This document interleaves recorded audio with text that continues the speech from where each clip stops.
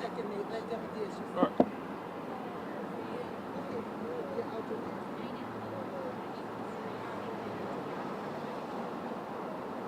Okay, okay. Everybody good on sound? Okay, everybody has their sound.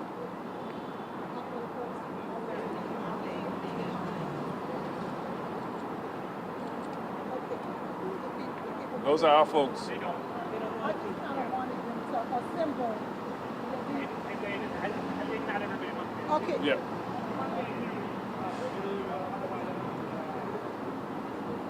Okay. Is everyone in place? You good to go? Okay. We can get started. All right.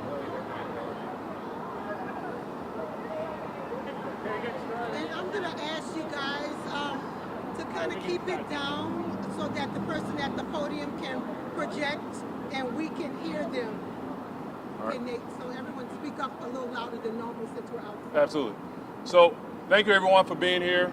The reason why we pulled this together is that we have gotten word from some of our partners that the governor is planning on doing a sweep at this major encampment behind us.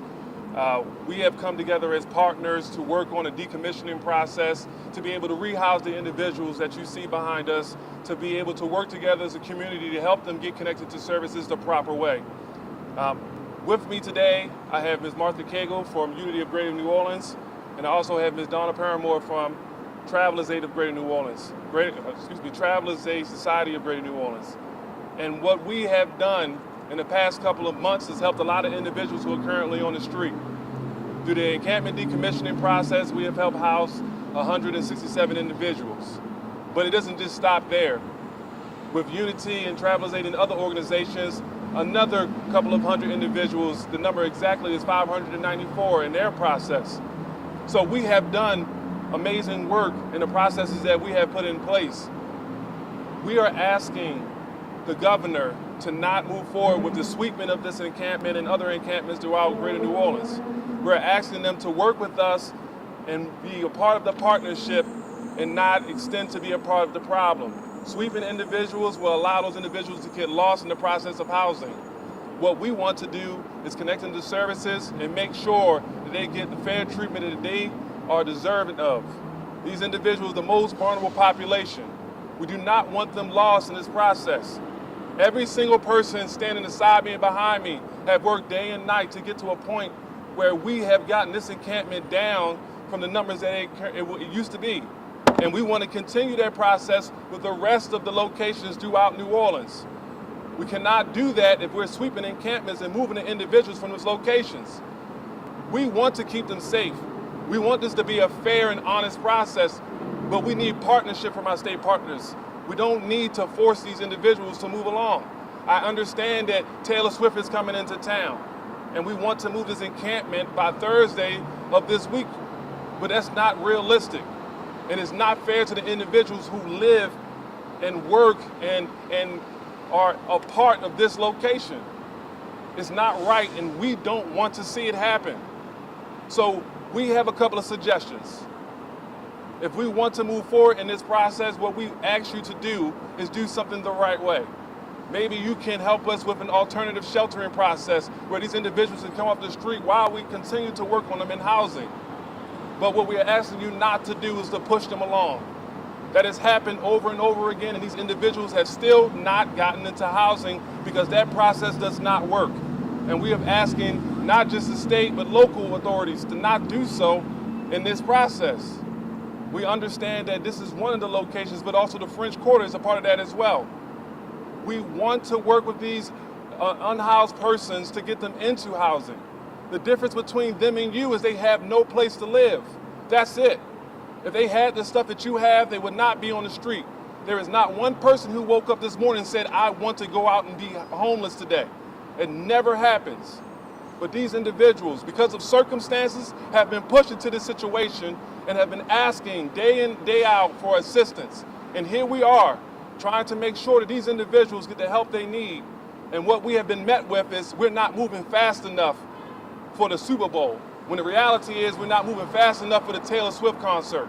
We're not moving fast enough for the authorities that be, for the unhoused individuals who have been here for years and years trying to get assistance.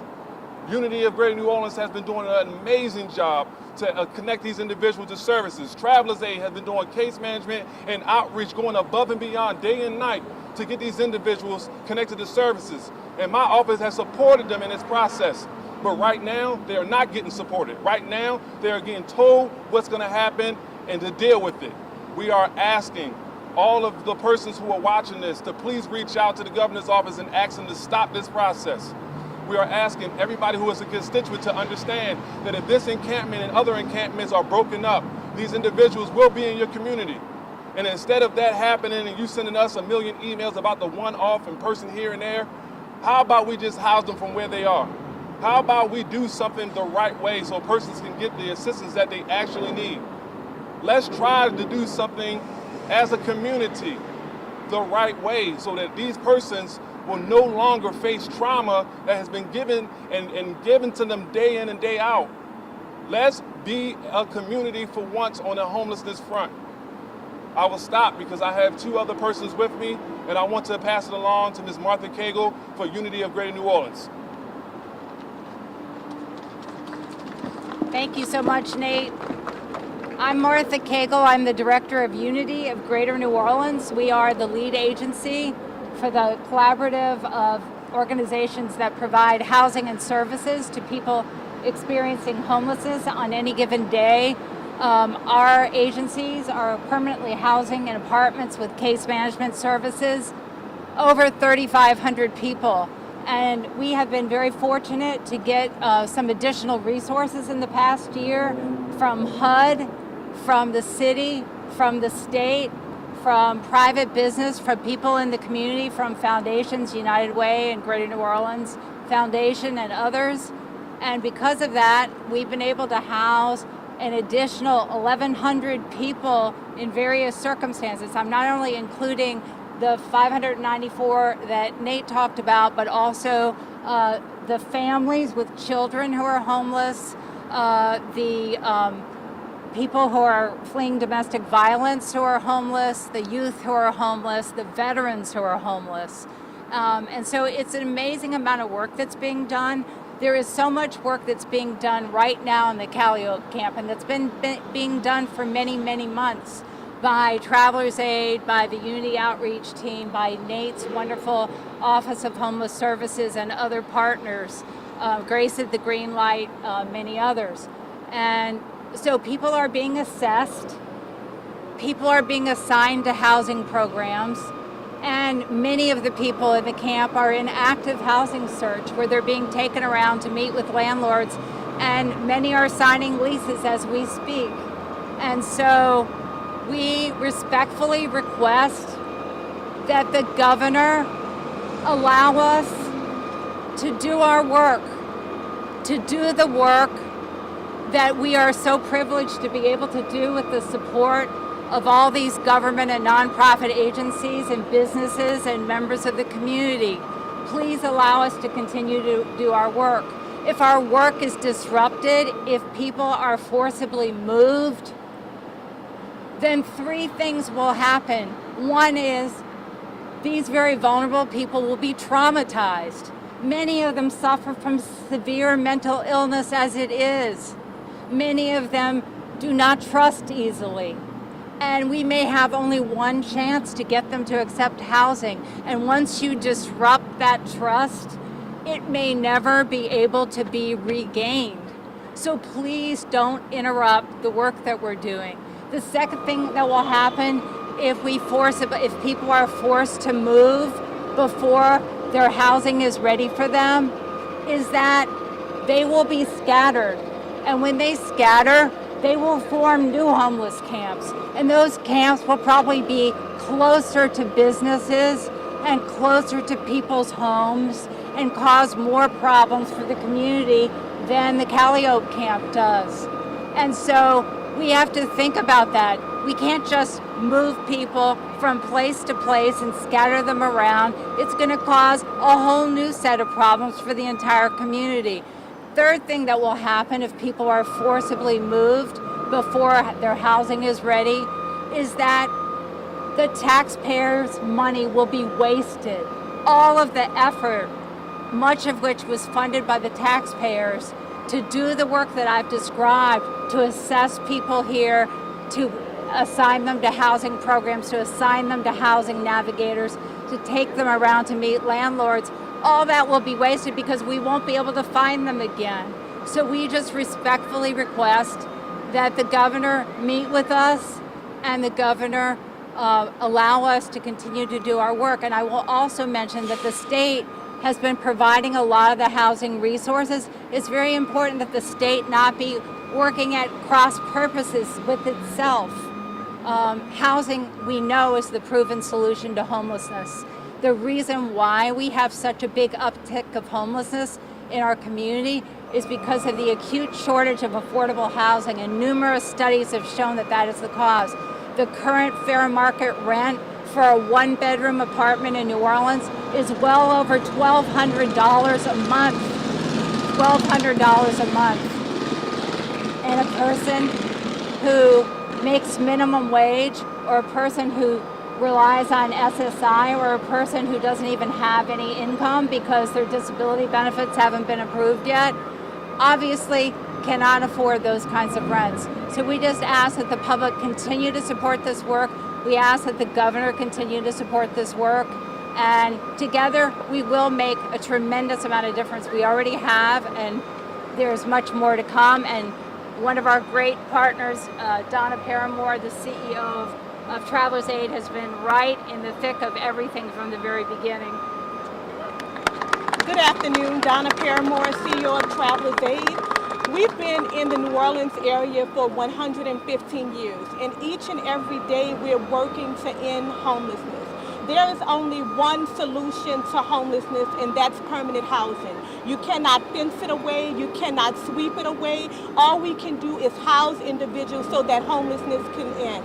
We're just asking that and solicit everyone to advocate on the behalf of the homeless individuals who cannot advocate for themselves, who may not have a voice, that we can be their voice to allow us to continue the work that we've been doing for months to get these individuals housed and to end homelessness by providing permanent supportive housing.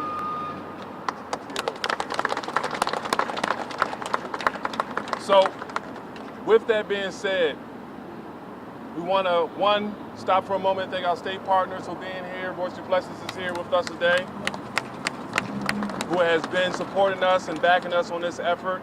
But we also want to thank every single employee, every single person with lived experience, and every single worker who goes out every single day doing this work. We want to thank them for their countless amount of hours and days they spent away from their family and during the holidays, coming out here and in the rain and in the hurricanes, getting people off the street. But we're not thanking them when we undo all the work that they have done. These are the persons who do the work. These are the individuals who go out every single day, putting themselves in situations that you can never think of to help every single individual who is out here on the street. If we undo their work, shame on us. Shame on us. Because these individuals do more in an hour's time than most people do in the entire day. And I thank them for all of their countless hours of work. I thank them for standing here. With us today, we had Grace by the Green Light. Grace feeds over 250 families a day. How many people see 250 people a day? They do, and they make sure they take care of the individual. They come over here and help people get reconnected to their families. These are the individuals that I stand shoulder to shoulder with today. I'm standing with Unity Outreach. They go out every single night to make sure that they connect people to services. I'm standing with Travelers Aid, who go in and out of locations that you have never heard of, finding people. Those are the experts that I have behind me who are asking you to stop this madness. Do not sweep this encampment or other encampments. It is not helping the process. It is causing more trauma than good. And I'll stop there for questioning. Can you explain what the plan is that you understand at this point that the state is planning to carry out, when, where? Right now, what the state is trying to ask us to do is move these individuals down about 2 blocks south of us. That's the last iteration that I talked to them about today. And what we are asking them to do is not do that. Why are we hiding our homeless population? I don't care about the Taylor Swift concert. I care about every single individual that stands behind me who lives out here every single day. That's not important to me. I understand that she has a lot of persons who are coming here into New Orleans where people live at to have a good time, but they live here every day. They can't take a day off. They can't afford to go see a concert. They can't get a meal for the next hour. And these persons back here behind me make sure they eat, make sure that they're connected to services, advocate for them. So I understand that Taylor Swift is a big icon. I get it. I understand. Welcome her to the city. But I don't think we should hide our homeless population for another concert or game. How's the process going, in terms of providing homes for these people? The individuals who are unhoused, the process is going wonderful. The process is not easy because every single person's process is individualized, which means one person might have their birth certificate, a lot of people might not. So we have to go person by person to be able to connect them to the right things that they need to be able to get them into a housing resource and housing service. And some of those things will differ from person to person, like I said before, but a lot of it is easy as paying first month security deposit. In a housing process, we have a team for every single agency that is here who helps persons go out and look for housing. And not just look for housing that is falling apart, but housing that works for them. That is the process that we have given and the power we have given back to the individual who are unhoused. So it's not really a timeline, it's just individual person. There is a pseudo timeline that's given to the location, yes. But for every individual, it will be different. Some persons will be 2 weeks, other persons will be 2 months. Everybody is different. So Mr. Fields, kind of a follow-up to his question, given that you said there is kind of a timeline for the location, what is the timeline for this particular location? We can't give the timeline, just like we don't give out locations. And that's because of the persons that we're serving. We want to make sure that everything we've done is done with integrity. They live here. And if I told you a timeline and you showed up with cameras, we've now taken away that integrity. We are now no longer protecting those individuals, so we don't talk about timelines.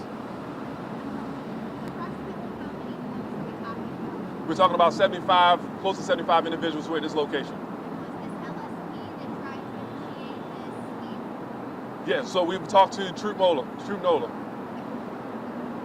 What's their plan for when this would happen? What they have given us is they are planning to possibly do this movement on Thursday. And is that for the French Quarter and CBD as well, or just? I believe so. I know for sure it's for this area and for the French Quarter. So what are you telling people who live there now? How are you going to help them in the next 24 hours? That's the problematic piece, because we don't have a lot of spaces that will allow them to come around for us to do the work. So we have to find them if they move forward with this. So what we're doing right now is trying to make sure that they know where we are. So we now have to find location where they feel comfortable at coming to receive the services. Because once again, like my colleagues have said before me, that they're not trusting to come to every location. I can't have them come to City Hall. They might not feel comfortable coming to City Hall. They might not feel comfortable going 2 blocks away from here because they're leaving their prized possessions behind once again to get stolen. So we have to figure out what works best for them to make them comfortable. So just to clarify. Yes, you can. I would just say that the only realistic strategy is to persuade the governors that this doesn't make sense. There is no other strategy at this point that would work by Thursday. Okay, one moment, please. Nate, would you like to represent the safety? I don't know if he wants to, but you can. Come on over. Come right ahead.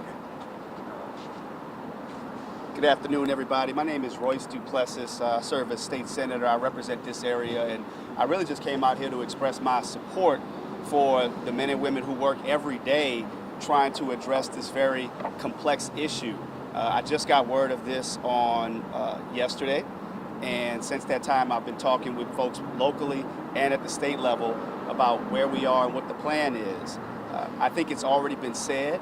I think we already know that the manner in which this is being proposed is incredibly disruptive, and not just disruptive to the individuals, but disruptive to the overall collective work that has been going on for a long time now. So while we understand the desire to deal with the quote-unquote optics of the challenges of homelessness generally, we also realize that this needs to be done with a level of sensitivity, a level of care, coordination, and expertise that the people standing here possess. Just to simply make a call and a decision unilaterally, top down, and say we want the area cleared, we know from past experiences that that will ultimately cause more harm than good. So I just stand here in support and solidarity with the organizations. I see all of the leadership here. As a state legislator, we have to come up with real solutions, because there's no way we can just put a Band-Aid over this and cover it for a couple of days and thinking that we're going to fix the problem. It's going to take long, coordinated care, expertise to address the issue of housing in our community. And I'm just here today to express my support for the leaders who've been doing that work. So, Okay, that's since it. we have a new speaker, we have one last round of questions. So my question would be, and this is for anybody who wants to speak to it, but what kind of a message does this send to the unhoused population trying to clear it out for a concert or the Super Bowl? It sends a message that we don't care about them, that they're not human, that they don't have rights, that we don't have the need to protect them. So it sends a message that they don't mean anything to us, that a concert means more, that a game means more than a human life. We will do more to rescue an animal than we do to rescue human beings. And that happens each and every day here in New Orleans. So it's up to us to advocate for these individuals who are left to fend for themselves, to be out on the streets. Everybody should have a safe place to live in New Orleans. Everybody. It doesn't matter your social, economic status. Everybody should have a safe place to live. Anyone else? I would venture to say that if Taylor Swift knew about this, I don't think she would be at all happy. Okay, Sophie. Thanks. Can you address the fencing that's going up around Duncan Plaza, why that's being done, and if that creates the same consequences that you're describing here? So the fencing that's going up at Duncan Plaza, I think that's more of an internal matter that's being taken care of. What we have done with my team is going over there every single day doing outreach and making sure people connected to services, but that's something that has been in play for quite some time. We don't really have say-so in that matter. Anyone else? Has Trump called out when the governor's office indicated that they would arrest these individuals? Obviously, there's a big Supreme Court case that came down about arresting folks who live and sleep on the street. So they said that they would not move forward with arresting, but what they wanted to do is to, follow what they were told to do, which is ask the individuals not to be in these locations. One more. This is just a clarification. Can you just remind us when you got the communication this was happening and how you got it and what exactly it said? So I got a phone call, and the phone call was pretty much saying, hey, just got finished talking to the governor's team. The governor doesn't want the people here in that particular area by the Greyhound station. And I was like, on Callio? Yes. And I was like, we're working on house those individuals. What does he have in mind? He wants it gone before the Taylor Swift concert. So I said, the Taylor Swift concert this weekend, yes. That's not realistic. And we don't have the resources, nor do we have the capacity to do so right now. Okay. Sorry, for a phone call from, Tripola? I got a call from Michael Heck. Okay. Thank you guys for coming. That concludes our press conference.